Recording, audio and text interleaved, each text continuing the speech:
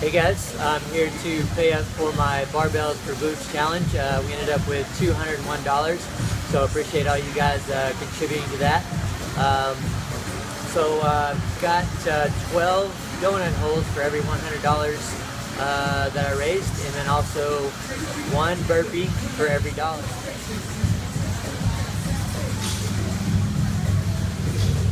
Let's go. I want to watch it. Your dad's going right here.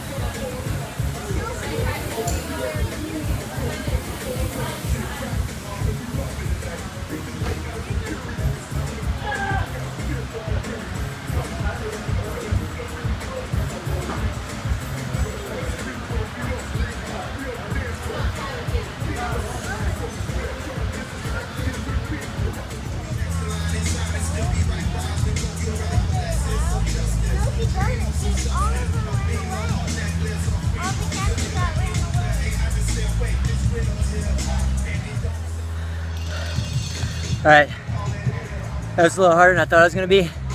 Wanted to finish under 20, so met my goal there. But just eating and breathing and moving at the same time was interesting. So there it is, all done. Thank you again, guys, for contributing. And Barbells for Boobs will be out with more challenges coming at you, so look out for that. Thanks, guys. Week 7 of 14. At the end of this week will bring us halfway to the competition, or just the test day if you're going to use it as a test day.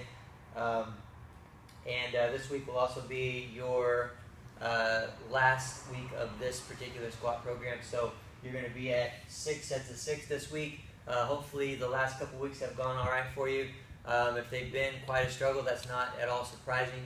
And even if you feel like you may not be able to make it through 6 sets of 6, I'm pretty confident that you will. Your body will be able to figure that out, and so do the best you can to make that happen again. And get excited for it. Finish it out. That will also bring us starting next week to 1 or 2 weeks of transition. Mainly just the 1 week. But what that means is that you'll have kind of a light week, and you'll see introduction of a few different exercises and kind of more adjustments to some of the exercises that you're already doing. The 5-day-a-week program will have introduction of a couple new exercises this week, kind of lightly, and start to ease you into that, and then those will start to sneak into the 4-day and the 3-day-a-week program a couple weeks down the road. Okay, we'll talk about a few of those here in just a minute. The other thing that we have going on the snatches, you guys have been really progressing up on those, and I heard some good feedback on a lot of those, a lot of the snatch workouts with the clusters leading up to a heavy lift. So we were really excited and happy to hear about that. And which, by the way, after I asked for feedback last week, a lot of you guys kind of chimed in, and I want to thank all of you guys for that. Not really anything too big to share. There are a couple little things that I'm going to sneak into these talks over the next couple of weeks that some of you guys talked about and asked me to talk about. So we'll get to those. But thank you for giving us that feedback. It was very helpful. Being that you progressed up in the snatches, we will have one day that's a very light snatch day with some work in it. In fact, you're going to be going back and forth between kind of just 50% and 70%. So very light percentages, of course, but take a look at that. Take the opportunity to get some recovery and to really move through some perfect techniques and perfect positions and perfect technique. At the same time, though, there is a day in there where you have a combo snatch movement, snatch plus hang snatch, where you'll have an opportunity right after that for just 5 singles to go up in the regular snatch. If you're feeling good, take that opportunity to load the bar up. If not, if your body's not quite feeling it, then just hang back a little bit as usual and get some good work in. All right.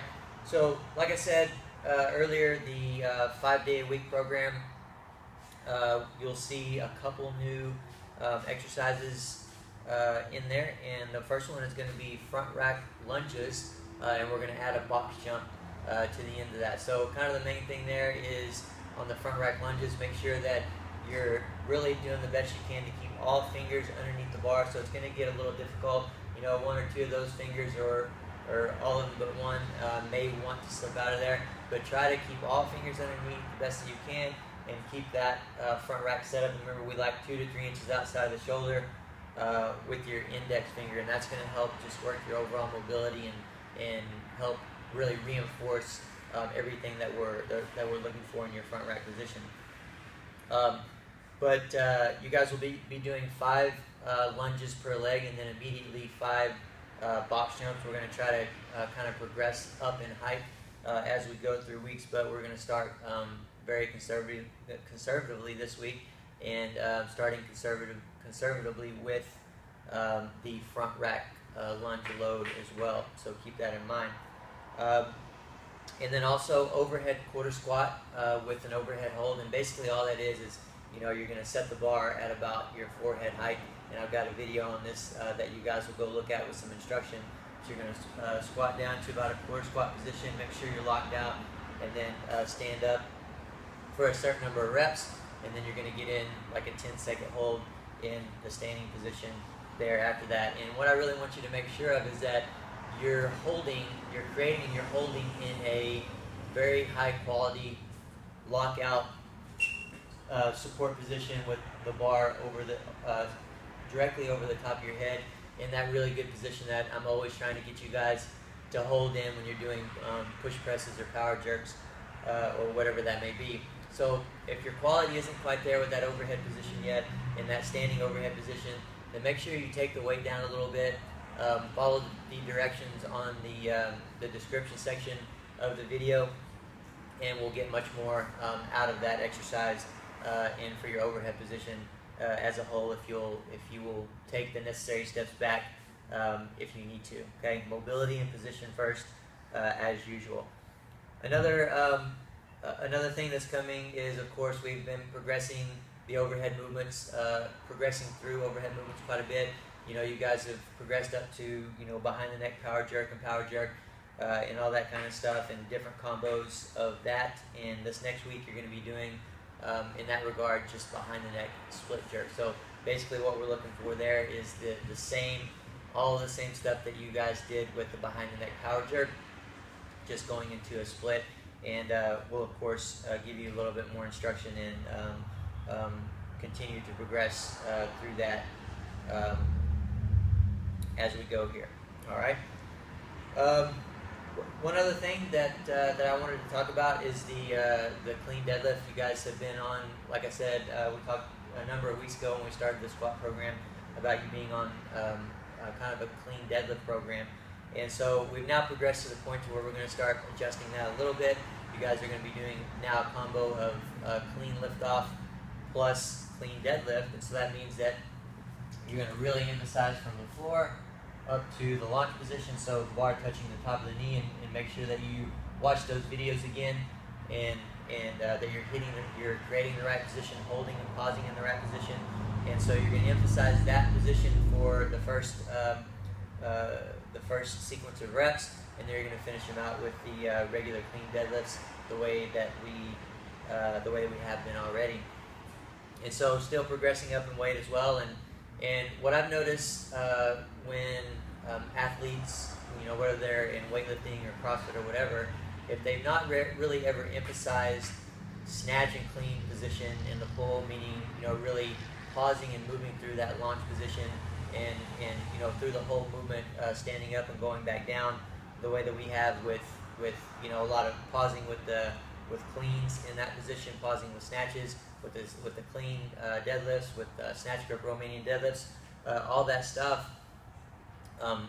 With the amount of work that we've been doing with it, then I've noticed a lot of individuals regular deadlifts going up. When I say regular deadlifts for weightlifters, that really means clean deadlift. That's what it means really to us. But you know, for anybody else, if you normally do kind of a different style for your deadlift, and you know, I'm not asking you to go test it or whatever else.